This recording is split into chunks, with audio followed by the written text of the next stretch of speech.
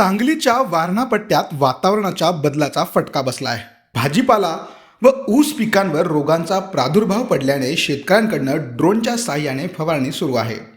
त्याचं झालं असं की यावर्षी परतीच्या पावसाने शेतीचे आणि भाजीपाल्यांचे नुकसान झाले। त्यातच मध्यंतरी अवकाळी पाऊस झाला, त्यानंतर कडाक्याची थंडी पडली, त्यामुळे भाजीपाला व ऊस शेतीवर रोगांचा प्रादुर्भाव मोठ्या प्रमाणात झाला आहे। त्यामुळे यावर उपाय म्हणून वारणा तालुक्यातील शेतकरी वर्ग या परिसरामध्ये आधुनिक शेतीच्या तंत्रज्ञानाला सांगड घालत ड्रोनने फवारणी करू लागला आहे।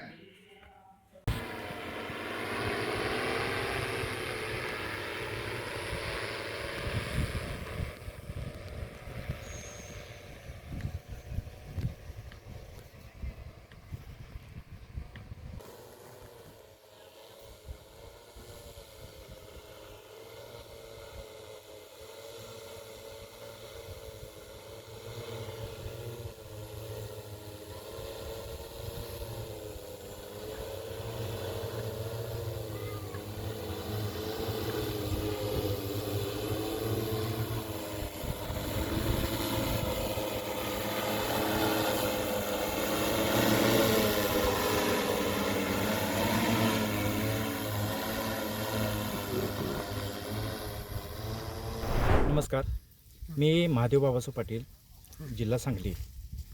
आता सध्याच्या या परिस्थितीमध्ये परतीचा अवकाळी पाऊस आणि हवामानातील होतेले वारंवार बदल यामुळे भाजीपाला असो किंवा ऊस पीक असो या पिकावरनी करपा तसेच लोकरी मावा याचा प्रादुर्भाव होत आहे। आणि ह्या प्रादुर्भावाचा जर हे करायचं असेल म्हणजे नियंत्रण करायचं असेल तर आपण एक ड्रोनद्वारे हे फवारणी घेऊ शकतो। मोठा ऊस असेल तर ऊसामध्ये आपण ड्रोनद्वारे फवारणी घेऊ शकतो। या ड्रोनच्या साहाय्याने फवारणी घेतल्यास याचे काय फायदे होतात, एक तर पाण्याची बचत होते, तसेच वेळेची बचत होते आणि पूर्ण क्षेत्रावरती याचे फवारणी एकसारखी होऊ शकते। आणि एक ही फवारणी होताना याचे जे ड्रोनमार्फत जी फवारणी केली जाते त्याचे थेंबाचे हे मायक्रो थेंबमध्ये रूपांतर केलं जातं। त्यामुळे पिकाचे जे असणारे परागकोश आहेत त्या लेवलचे आपले हे थेंब होतात तयार आणि ते डायरेक्ट पिकाला हे आंतरप्रभावी होऊन ते पिकाला डायरेक्ट रिझल्ट देतात।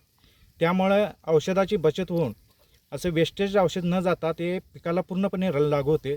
त्यामुळे ड्रोनने फवारणी घेणे हे फायदेशीर व किफायतशीर ठरू शकते।